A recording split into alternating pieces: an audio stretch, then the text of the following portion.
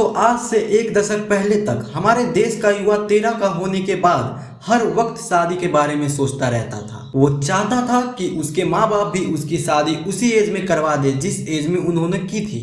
ये युवा पीढ़ी हर सुख को जल्द से जल्द पा लेना चाहता था। उसका अरमान हर वक्त यही रहता था कि वो किशोरा अवस्था में ही एक शिशु अवस्था के पुत्र के साथ खेले। वो उन तमाम खुशियों को पा लेना चाहता था जो उसे एक कन्या से मिल सकती थी। वो युवा यही सोचता था कि बालिका वधू में उस बालिका का वधू वो क्यों नहीं है। तो आइए जानते हैं कि क्या परिवर्तन हुआ है इन दशकों में। मैं आपको 2011 से बताऊंगा, क्योंकि 2011 से पहले तो ये होता था।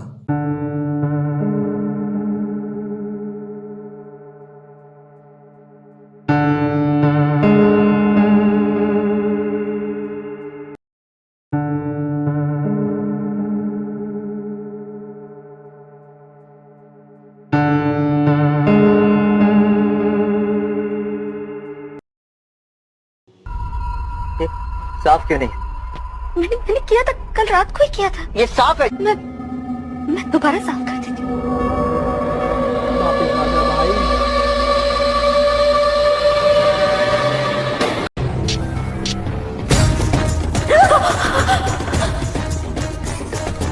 क्या हुआ? अब बैटरी चार्ज हो गई?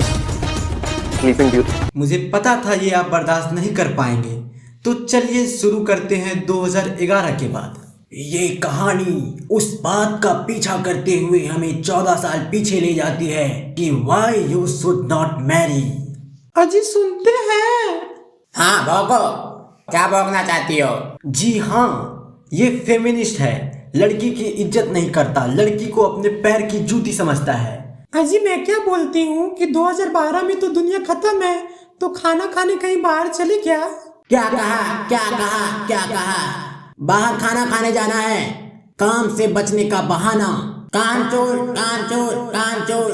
तुम हमेशा यही चाहती हो ना? ना ना, काम से भागना। नहीं जी, मैं तो बस ऐसे ही कह रही थी। अगर मैं बाहर गया तो मैं थक जाऊंगा, और ये बेल्ट जो लाया हूँ किस पे इस्तेमाल करूंगा? 200 का पड़ा है, इसकी मजबूती भी चेक ना करो। मैंने ऐसा कब कहा जी? अगर आप थक जाएंगे तो मैं खुद ही अपने पे इस्तेमाल कर लूंगी, और पैसे भी है ना घर में कुछ, तो 2012 से पहले तो इन्हें खत्म करना ही पड़ेगा ना। अभी 2012 में 10 महीने बचे हैं, तब तक सारे पैसे खत्म कर दोगी तो 9 बच्चे का क्या होगा? उनकी स्कूल फीस कौन भरेगा? पर जी हमारे तो 8 ही बच्चे हैं। 9वें का प्लान मैंने आज बनाया है। पहले बेल्ट चेक करूंगा, फिर तुम्हें। इसके बाद आया 2016। इस दौर तक हमारे देश में बहुत कुछ बदल चुका था, पर जो नहीं बदला था वो था कॉपी बहू। तो आइए देखते हैं इस कॉपी बहू के दौर को।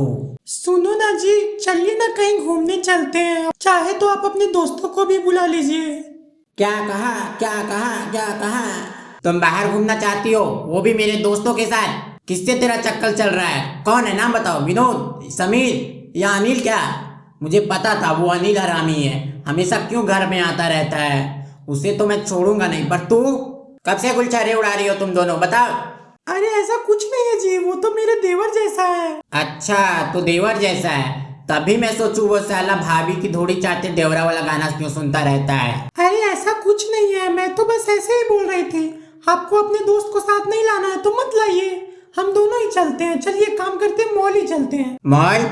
मॉल जाना है तुम्हें? पराये मर्दों को देखना है? पराये मर्दों पे नजर है तेरी, तभी क्राइम पेट्रोल देखती है ना, कैसे अपने पति को मार के प्रेमी के साथ भागना है। नहीं, ये क्या कह दिया आपने? मैं आपकी अर्धांगिनी हूँ और हमेशा रहूंगी। आप ही मेरे पति परमेश्वर है। मैं आपको मारने का सोच भी नहीं सकती। मुझे नहीं जाना कहीं घूमने, मैं आपकी दासी हूँ, सदा आपके चरणों में ही पड़ी रहूंगी। I love you too baby सोना, मेरे बाबू, टेक केयर। हाँ सुनिए जी, आप जैसा सोच रहे हो वैसा कुछ भी नहीं है, मैं बताती हूँ आपको। कब से चल रहा है ये सब? कौन था वो?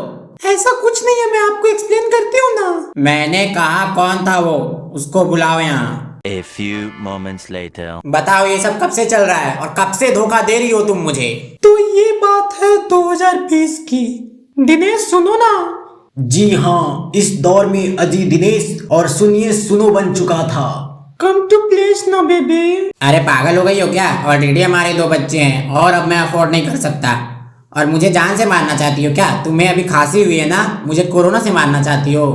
और फिर जब आप एक दिन बर्तन धो रहे थे तब से हम दोनों के बीच बातचीत बढ़ गई। ठीक है, अब उसी के साथ रहो, मैं नहीं रखने वाला तुम्हें अपने घर में। जाओ अपने प्रेमी के साथ। अजी सुनिए जी, मुझे माफ कर दीजिए, मैं भीख मांगती हूँ, आपके पाँव पड़ती हूँ, मुझे माफ कर दीजिए। हटो। संध्या, तुमने मुझसे झूठ कहा कि तुम कुंवारी हो। तुमने मुझसे पाप करवा दिया एक शादीशुदा महिला से प्यार करने का। शादीशुदा महिलाओं की ओर देखना भी नहीं चाहिए, और तुमने मुझसे एक बार फ्लाइंग किस भी ले ली। छी छी छी। मैं तुम्हें कभी माफ नहीं करूंगा। मुझे गंगा स्नान करना होगा अब। हाँ, कितना एलिमनी चाहिए आपको?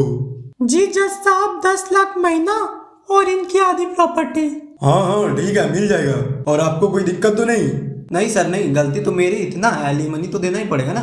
ठीक है, जो भी ये मांग रही है सब दे दीजिए। जी जज साहब, मैं दे दूंगा, और मैं इनकी शादी भी अपने पैसे से ही करवाऊंगा। आप कोई टेंशन मत लीजिए जज साहब। बाकी तुम्हें और कुछ चाहिए तो नहीं? और कुछ कम पड़ेगा तो मांग लेना। वैसे तो इतना बहुत कम है, पर चलेगा, थोड़ा मैनेज करके जी लूंगी। अबे यार, तूने अपनी बीवी की सारी बातें क्यों मान ली, जबकि धोखा तो उसने ही दिया था, और एलिमनी के साथ साथ आधी प्रॉपर्टी भी ले गई। अरे भाई क्या बात कर रहा है, तुझे पता नहीं है क्या? नहीं, क्या पता नहीं? अरे मैं तो कोमा में था ना 10 सालों से, क्या हो गया? जानकारी के मुताबिक बात करें तो सोनम ने शादी के केवल 3 दिन बाद ही अपने पति राजा की हत्या की प्लानिंग कर ली थी। ये खुलासा सोनम और राज कुशवाहा की मोबाइल चैट से हुआ है। जांच एजेंसियों को मिली चैट्स के मुताबिक शादी के तीसरे ही दिन सोनम ने राज कुशवाहा से राजा को खत्म करने की बात की थी। उन्होंने बताया कि मुस्कान और साहिल ने सौरभ को रास्ते से हटाने की प्लानिंग काफी समय पहले से ही कर दी थी। सौरभ नामक युवक की हत्या करने के बाद अपराधियों ने उसकी लाश को एक ड्रम में डालकर उसमें सीमेंट और रेत भर दी। तो मैं आपको कहना चाहूंगा कि सतर्क रहे, सावधान रहे, और अपनी बीवी से बचने के 50 नुस्खे मेरे पास हैं। मैं आपको ये जल्द दूंगा। तब तक के लिए देखते रहिए और सब्सक्राइब भी कीजिए द आइले को। और